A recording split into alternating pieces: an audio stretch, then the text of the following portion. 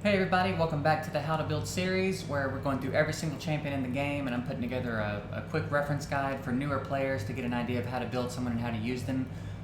If you've seen my other videos, you know that occasionally I will do a deeper dive, kind of based on the popularity of a champion and if I've already got him and I've got him built out at the time of recording where I can kind of show you some reference. So Bellower is going to be one of those examples. That's why we're using the different overlays so that when I switch to Masteries you can see them while I'm waiting on the permanent overlay to get made.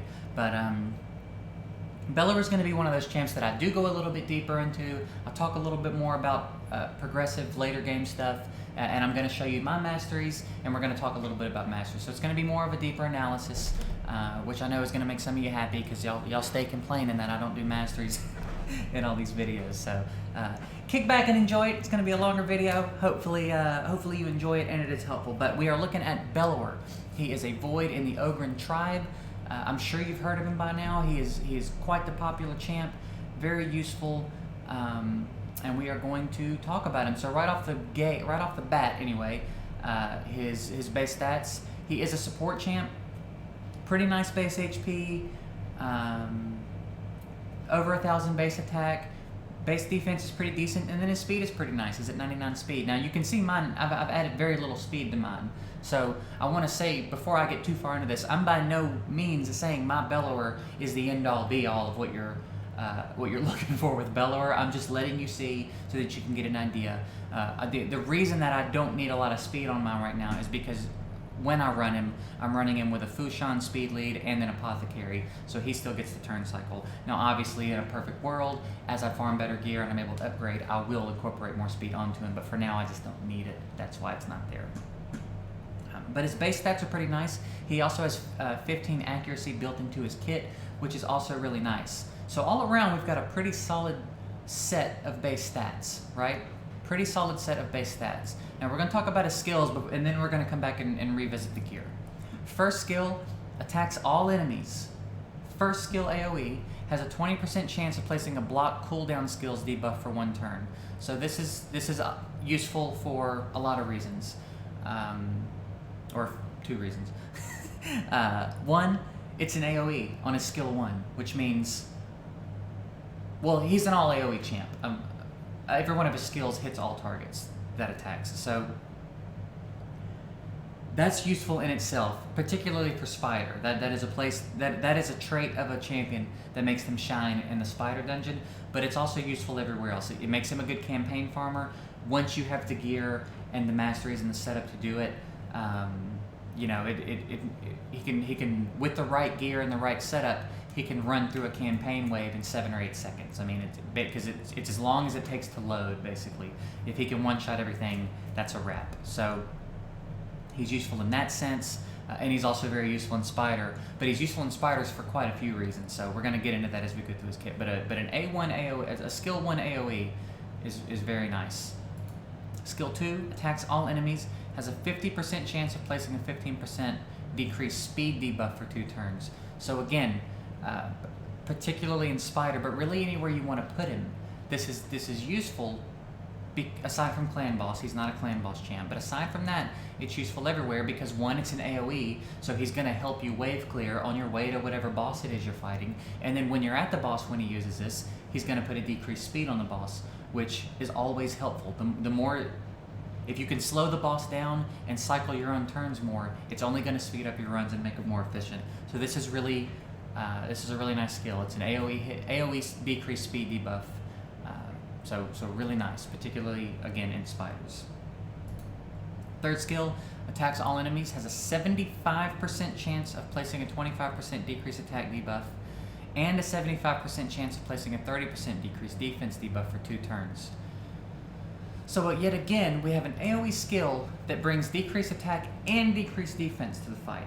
So you see, he's bringing the 3 super crucial debuffs to any boss fight, really. He's bringing decreased attack, decreased defense, and decreased speed. So he's stacking all those on the boss for the rest of your team to just go ham, right? And again, he's making wave clearing a lot easier for the rest of your team, which is getting you to the boss quicker. He's slowing the boss, which is helping you turn cycle faster to get more turns to kill the boss quicker. And he's defense breaking to help you kill the boss quicker. And decreasing attack so that you don't take as much damage, which makes it easier for your whole team to stay alive. Again, so we've got triple AoE. We've got tons of... Every skill he's got, he's dropping debuffs. He's an incredibly useful champion. Even if you can't really get him doing the damage, the debuffs alone are very helpful. So, excellent skill set. There's a reason that Bellower is so popular. To top all of that off, he's Void, so he's never at a disadvantage. So, pretty legit stuff going on with Bellower. Now, for my Bellower, I just went crit rate, accuracy, and attack. And I tried to pepper in a kind of a variety of a few stats as I was able. He has 3,000 attack. He's doing fine on crit rate. We're at 100 crit damage, and we're doing fine on accuracy. So I hit all the stuff I needed to hit. And again, the speed has not been an issue for me because of the team that I run him with. This would probably not be enough speed on his own. So like he also doesn't do enough damage to campaign farm for me, which is something to keep in mind. If you want him to be your campaign farmer, note that these stats are not enough to do it quickly anyway. My Skull Crown does it faster, for sure. But not everybody has a Skull Crown, right? So he's going to need better stats than this if you want him to be your campaign farmer. He's going to need more damage because he's not one-shotting every wave for me. He's going to need a little bit more speed, and just to be faster than the enemies. Again, if you can get him one shot and everything, speed is not super crucial. But beyond that, his stats are pretty okay. So just to take a quick peek at the gear I have on him, I'll click through it, and if you want to pause and take a look at it, you can. But you'll see kind of what I focused in all the gear that I have on him. I was looking for accuracy. I was looking for attack percentage because his base attack is low. So if you want him to do damage, you really need to hunt that attack down anywhere you can get it. You can't get it on a shield, but you can get crit rate and crit damage, as well as accuracy. I have some nice accuracy on the shield. Gloves, I went with crit rate. Again, we got some nice accuracy there. I found a little bit of HP there. On the armor, I went with attack. We found a little crit rate, we found a little accuracy. So you see, if I went one way with a main stat, I tried to go the other ways with the substats to the best of my ability with what I had in my artifact storage. So it worked out pretty decently. He's got decent enough stats on him. Like I said, he could use more speed, and I'll let you take a peek again at the accessories if you would like. If that was 5-star, I'd probably max that out, but... and then we lucked up and got an accuracy banner, which is why his accuracy is so high, and we got lucky with the HP rolls. So again, he does the jobs I need him to do. I don't need him to be my campaign farmer because I have a Skull Crown. So for what I need a Bellower for, he's doing it. I will eventually want to improve him. I will want him doing more damage. I will want him contributing more to the fight in that regard, especially once they unlock the dungeons past stage 15, and it becomes a little bit more crucial. I will definitely need him to do more damage, but for now, this is fine, and I'll probably need him to have more speed too, honestly. So that's a look at the gear. That's kind of, again, depending on what you want to do with him. If you just want to use him for the debuffs, then just ignore attack. Focus on his HP. Get his HP, get his speed up, get his accuracy up. That's going to be a lot easier than trying to make him a damage dealer, because if you're just focusing on keeping him alive and landing debuffs, he needs HP, he needs speed, he needs accuracy. If you want him to be a damage dealer, you have to build him like a damage dealer, which means he needs attack, crit rate, crit damage, accuracy. And again, he does need speed in most cases. Mine, I don't particularly need it at the moment. I eventually will. And then I also do want to have some HP on him because I do want him to be survivable. I want him to be able to last in the higher levels of these dungeons. So to be super effective in every way you want him to be effective, he's very stat hungry. He requires a lot of gear, a lot of attention, and you almost have to have the masteries done for him to do things like campaign farm at a high level and really contribute on a high level to the damage that the runs that the team is doing. But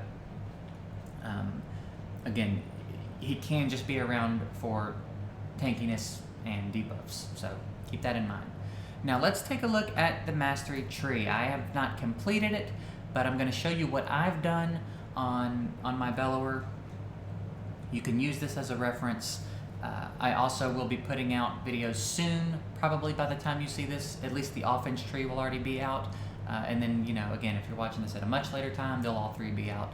So feel free to check, but I'm doing a video on each of the mastery trees where we're going through and breaking down every node, and I'm, you know, they're longer videos, they're more in-depth videos, but that'll help you get an idea of some masteries if you want to experiment a little bit. But I'm going to show you what I've done on Bellower and what I'm going to do with that last node. So I went with crit rate and crit damage. That's generally the way you're going to start off the attack tree. There are exceptions, but generally that's how you're going to start it.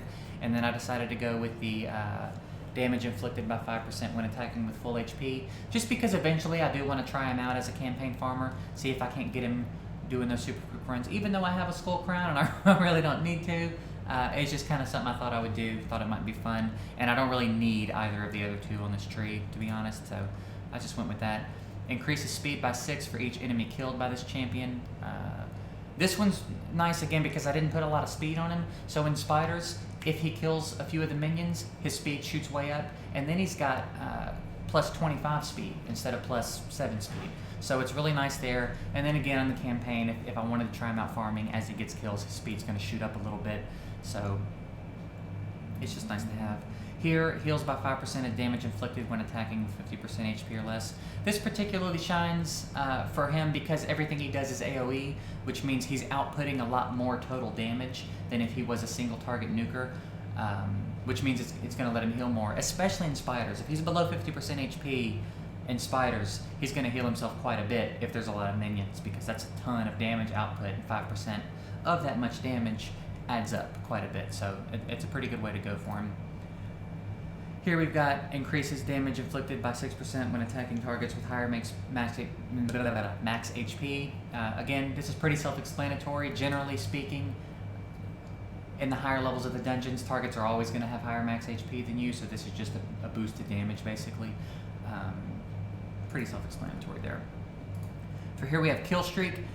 This just ramps his damage up based on how many kills he's gotten. So 3% in all other locations that aren't arena, so like spiders and campaign, when he gets kills, his damage is going to shoot up a little bit, and it stacks up to 12%, which is kind of substantial. So it is helpful. It's a noticeable bump in his damage. And then I went with Helm Smasher for the ignore defense aspect. You could go War Master if you wanted to try War Master. I think generally it's either or for Bellower. I like Helm Smasher. I wanted to try it out. Ignoring defense is pretty strong, and anytime you can ignore defense, it helps. And considering that I don't have amazing damage stats on him, the ignore defense is going to help him contribute a little more to the fights, especially again in spiders where there are so many enemies to hit. A lot more chances for it to proc on those individual enemies. And then what I would probably do once I finish farming him out is I would probably go with Methodical. It's going to increase the damage inflicted each time his default skill is used. So as a spider fight drags on, this could add up a little bit. You know, as his other skills are on cooldown and he's using his first skill, this could just bump that damage up quite a bit. Here, he gets a shield every time he kills somebody. If you wanted to try to throw that on, you could. I don't think it's super useful. And that's really that's it. That's what my offense tree looks like for him. Let's go through the support tree really quick. It's pretty self-explanatory. You want the bump in accuracy for him because everything he's doing lands debuffs. So you want him landing those debuffs, right?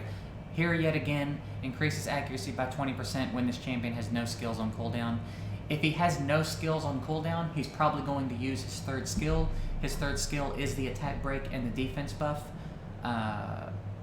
which are crucial debuffs. They're important debuffs, so this is just a nice boost to the accuracy when he's going to be using that skill generally. So that's why I went with that one. Arcane Celerity has a 30% chance of increasing the turn meter by 10% when a debuff cast by this champion is removed or expires. Again, everything he does is casting debuffs, so as they expire or get cleansed, this just gives him a chance to get a 10% turn meter bump. So you'll see it happen a lot because again, everything he's doing is landing a debuff. Here I went with increases set bonus of basic artifact sets just because that's what I have on him. I have crit rate set, I have attack set, I have accuracy set. So those are the basic artifact sets. Next to that, we have Cycle of Magic, 5% chance of decreasing the cooldown of a random skill by 1 turn at the start of every turn. It's a super small chance, but you will see it happen occasionally. I just went ahead and went with that because I wanted it more than this turn meter reduction when his first skill hits. Not that this isn't useful, but it's only a 5% knockback with an AoE skill, so I don't think that's really noticeable. I don't think that really matters that much, to be honest. So that's why I didn't go with that. And then last but not least, we went with Master Hexer. Has a 30% chance to extend the duration of any debuff cast by this champion by 1 turn. This is huge because, again, everything he's doing is casting a debuff. So if you can extend the amount of time that a decreased speed, decreased attack, or decreased defense is up, that's crucial. That's crucial. And if we take a look at his cooldowns, skilled up, this is on a 4-turn cooldown. Those last for 2 turns. He's going to cycle back around and get those up a lot quicker. This is on a 3-turn cooldown when you have him skilled up, and the decreased speed buff lasts for 2 turns. So if that procs and this is skilled up, that's basically permanent decreased speed as long as he continues to land it. So that one's really useful. That one's pretty huge when it does land, when it procs. So that's it for the mastery tree. We'll go back and take another look at it. Again, I'm probably gonna go with methodical. And then if I ever decided to play around, I think the only thing I would really switch up is I would move him over to War Master and see if I notice the big bump in his damage. But I do like Helm Smasher for him. And that's it. I can't go through every possible way you could do his masteries because, again, it is specific and people like different things and people put emphasis on different things. This is the mastery tree I went with, so feel free to model it if you like. If not, I'm sure there are plenty of Bellower guides out there with mastery trees that might be a little different than mine, that might appeal to you more. But that is what I went with. And I think that really wraps it up. Bellower is pretty much useful anywhere you want to use him. I don't think he's optimal for clan boss, for sure. But beyond that, I think he can be nice in arena. I think he obviously can be an excellent campaign farmer with enough attention, the right gear and the right masteries. And he's amazing for spiders. He's really amazing in any dungeon because he can help you wave clear, and then he's bringing a lot of crucial debuffs to the boss fight. So he's really useful everywhere. Everywhere you want to use him, I'd say except clan boss. Even though the decreased attack and decreased defense are technically nice in clan boss, he's not bringing enough to a clan boss fight to be good in clan boss. But everywhere else, very useful champ. There's a reason he's so popular. So yeah, I guess that'll wrap it up for Bellower. I hope that you enjoyed the deeper dive into this champion. I hope it was helpful. I do hope the masteries, again, give you a little bit of guidance, and I hope you kind of have an idea of what you want to do with him and how you can make that happen. So if you have any questions, drop them below. I'm sure a lot of you have a lot of thoughts on Bellower, so feel free to drop them below. More information is always better. Maybe you built him differently. Maybe there's one of the more interesting artifact sets that you've been using on him that you're really enjoying having on him. Again, all that stuff would be great to have in the comments. More information, always better. So that being said, I hope it helped.